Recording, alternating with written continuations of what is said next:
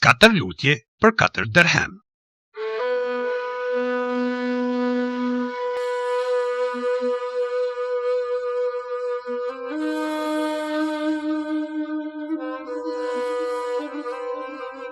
Ishte një njeri shumë i pasur, i cili ishte alkoolist kronik.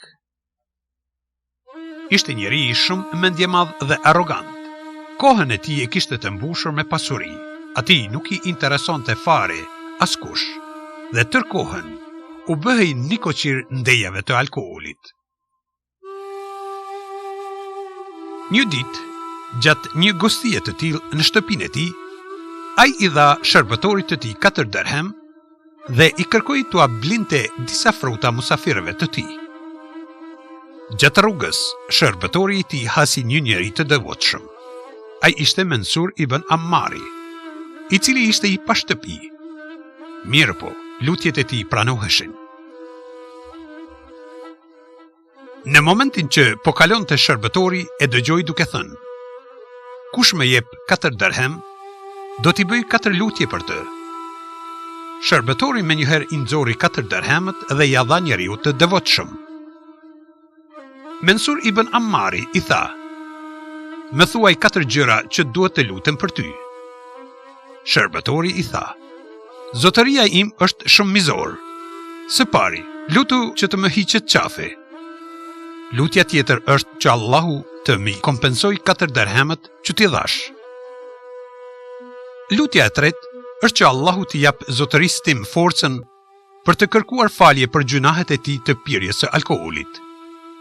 Dhe së katërti, lutu që Allahu të më fal mua, zotërin tim, ty edhe njerëzit që janë të pranishëm këtu."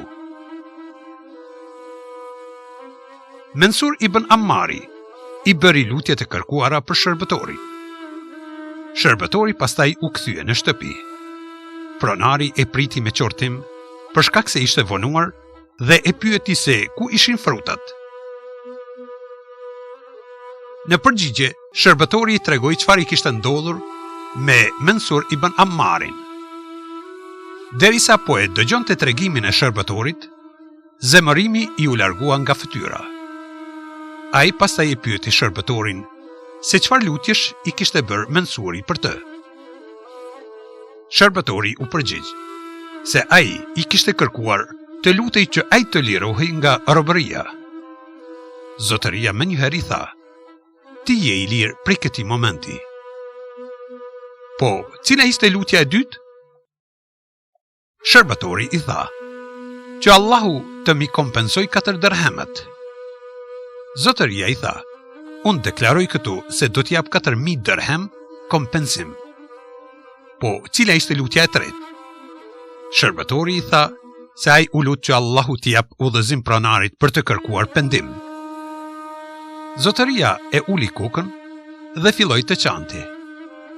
Ai u ngrit, i theu enët e alkoolit dhe tha me zë të vendosur: "Kërkoj pendim nga Allahu, kur nuk do ta prek më alkoolin."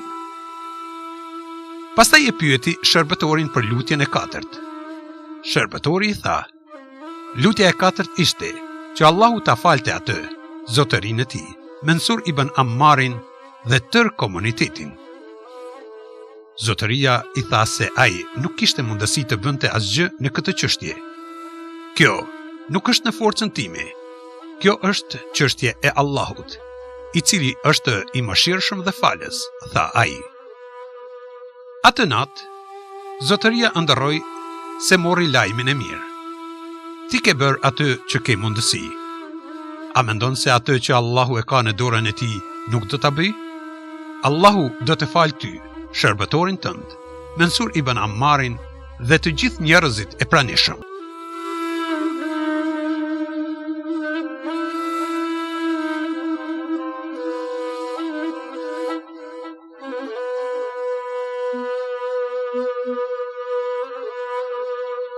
Besimi i një djaloshi të ri.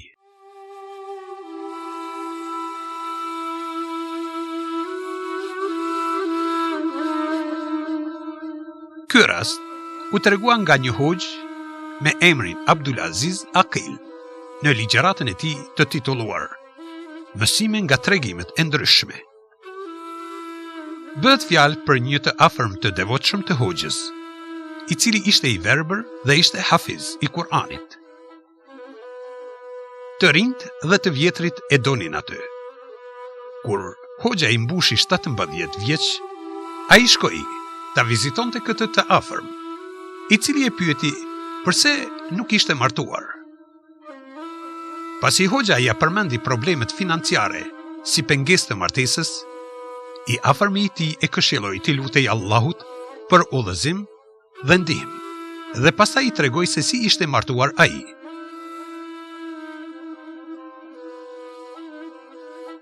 Unë vi nga një familje shumë e varfër.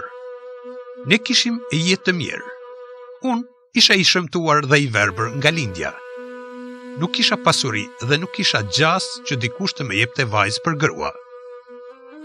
Shkova tek babai im i respektuar dhe i thash: "I dashur baba, dëshiroj të martohem." Babai në fillim qishi shumë dhe pastaj tha: Bir, çfarë do ta shty njeri unë? Të jap bijen e ti për nuse ty.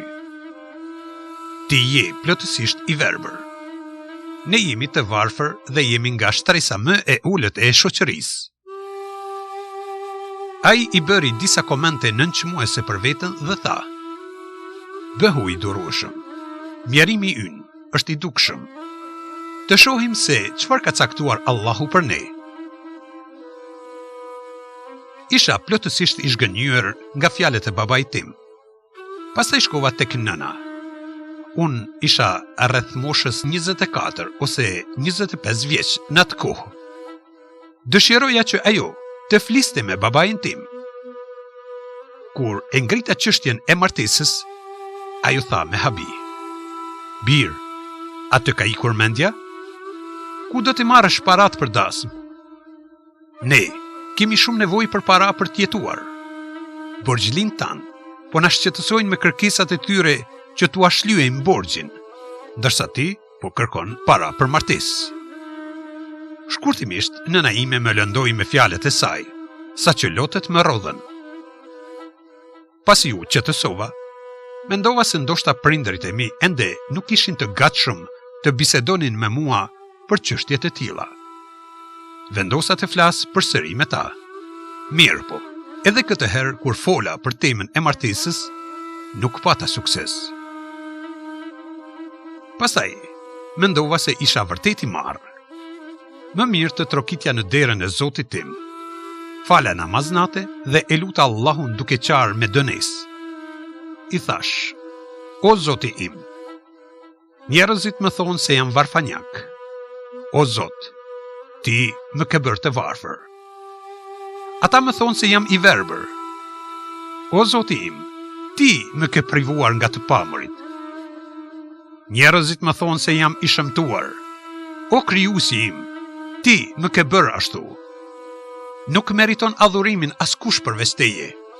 O Zot, ti din se kam dëshirë shumë të martohem, por nuk kam mundësi. Prindërit e mi janë shumë të varfër. Mirë po, o Allah, ti ke fuqin të bësh çfarëdo që dëshiron.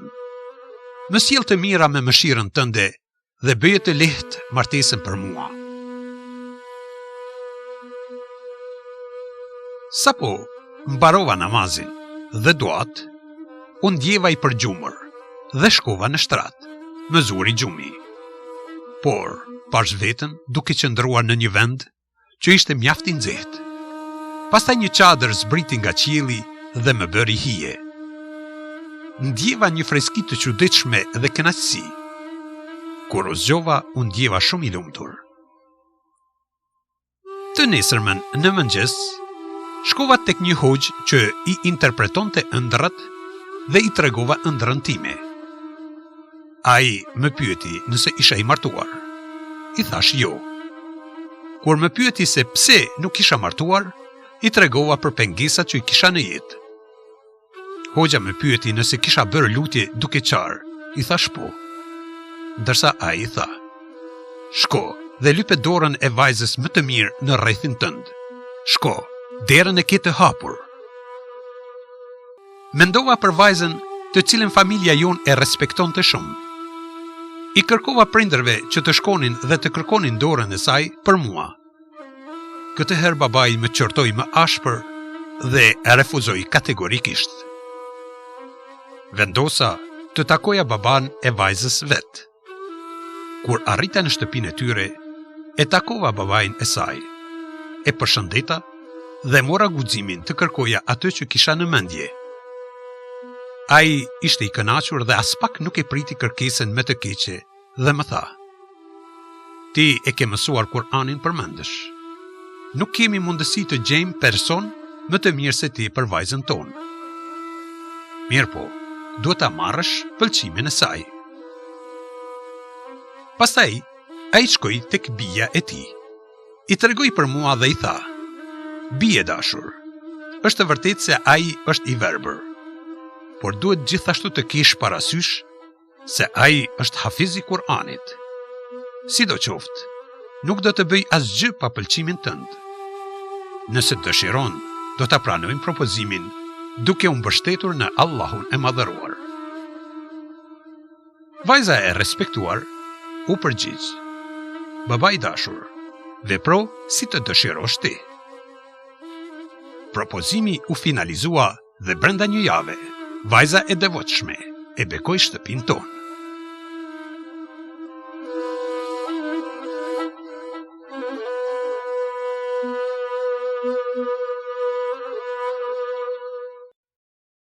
Dorimi i Ejubit alayhi salam.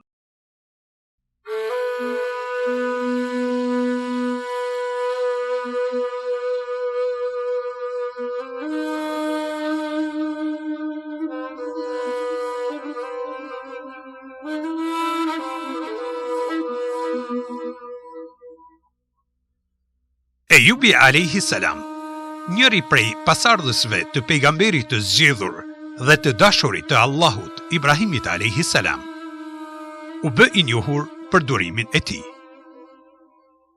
Ai ishte shumë i pasur.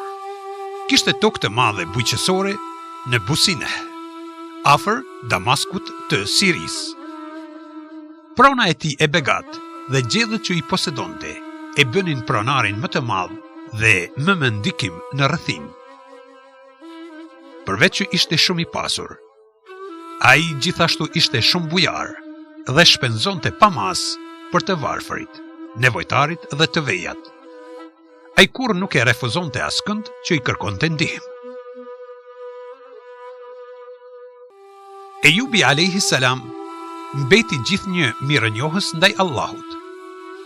Ai gjithmonë e falenderonte Allahun e plotfuqishëm për të gjitha të mirat e tij. Është ligj i Allahut të Madhërisëm që ai të testoj besimin e njerëzve të tij të zgjedhur. Kështu, Allahu e vuri Ejubin alayhi salam në një sprovë të madhe. Shtëpit në të cilat jetonte u shembën dhe ata u zunën rënoja. Një grup plaçkitësish ja vodhën gjedhët, ndërsa prodhimet e tij bujqësore u bën shkromb e hi. Përveç kësaj, Ejubi alayhi salam fitoi lebrozën. Sëmundja i ja hante mishin dhe e vinte në siklet të madh. Të gjithë miqt dhe familjarët e tij e braktisën, përveç bashkëshortës së tij, Elias. 2 shokë të vjetër të tij e vizitonin nganjëherë. Elia ishte një grua e devotshme, e cila kishte përjetuar ditët më të mira me Ejubin. Ajo tha: "Unë isha me të në ditët më të mira. Tani që ai po kalon në ditë të vështira, duhet t'i qëndroj pranë." Njerëzit e dëbuan Ejubin alayhi salam nga vendi i tij. Bashkëshortja e dërgoi në një kamp jashtë fshatit. Ajo shtronte kashë të butë poshtë tij dhe përpiqej ta ngushëllonte në çdo mënyrë të mundshme. Ata gjetën një vend të qëndronin, por ushqimi mbeti ende problem për ta. Ejubi alayhi salam nuk kishte mundësi të bënte asgjë. Banorët e fshatit nuk i afroheshin, e lere më ta ndihmonin. Bashkëshortja e mori guximin dhe filloi të kryente shërbime për disa familje. Ajo u gatuante ushqime atyre dhe u alante enët. Çfarëdo që fitonte nga puna e saj e lodhshme ditore, ajo e dërgonte tek Ejubi alayhis salam. Me pak fjalë, ajo i shërbeu Ejubit me devotshmëri, pa u ankuar për 18 vite gjatë sprovave dhe vështirësive të tij. Ejubi alayhis salam gjithashtu shquhej me durimin e tij. Ai vazhdimisht i falej Allahut përkundër sprovave të tij. Njëherë bashkëshortja i tha: "Përse nuk i lutesh Zotit tënd t'ju çlirojë nga këto vuajtje?" Kur e dëgjoi këtë, Ejubi alayhis salam u zemërua dhe tha: "Kam kaluar 70 vite plot begati. Nëse kaloj po aq vite në vështirësi, gjërat do të jenë të barabarta." Bashkëshortja nuk u kënaq me këtë përgjigje. Mirë po, ajo nuk tha asgjë. Një ditë erdhën tek ai 2 shokët që e vizitonin nganjëherë. Njëri prej shokëve i tha tjetrit se Ejubi kishte bërë një gjunah të madh, për të cilën po ndëshkohej aq ashpër. Ejubi alayhis salam kishte dëgjuar të gjitha llojet e gjërave që e lëndojnë. Mirë po, këto fjalë ishin shumë të rënda për t'i përballuar. Ai u shqetësua shumë dhe kërkoi ndihmën e Allahut. Kurani Fisnik përmend lutjen e tij. Kujtoje Ejubin, kur i u lut Zotit të vet: "Mua më ka goditur fatkeqësia, ti je më i mëshirshmi i mëshiruesve." Kur'an. Allahu i lartësuar i u përgjigj lutjes së tij.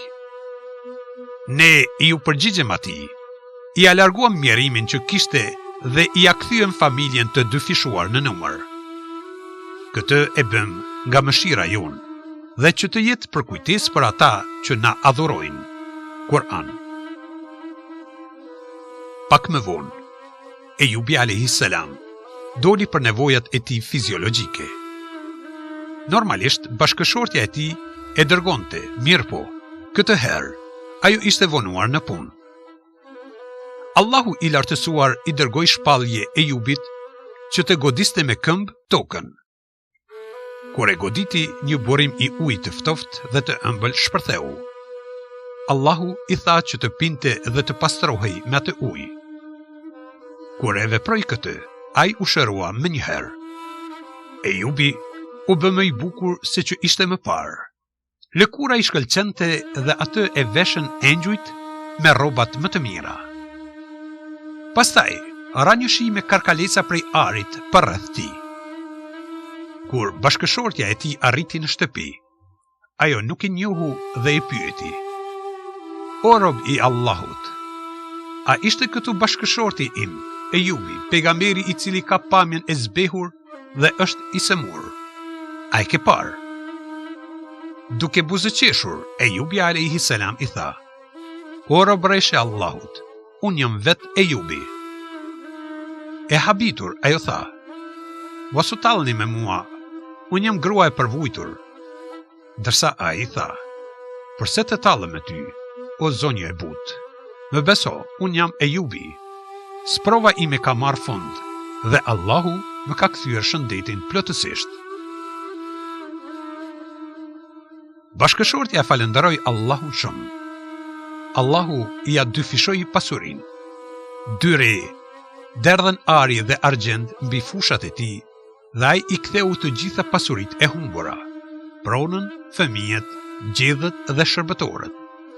Pastaj Ejubi alayhis salam jetoi edhe 70 vite të tjera dhe predikoi fen e Ibrahimit alayhis salam. Durimi i tij është shembull për të tjerët.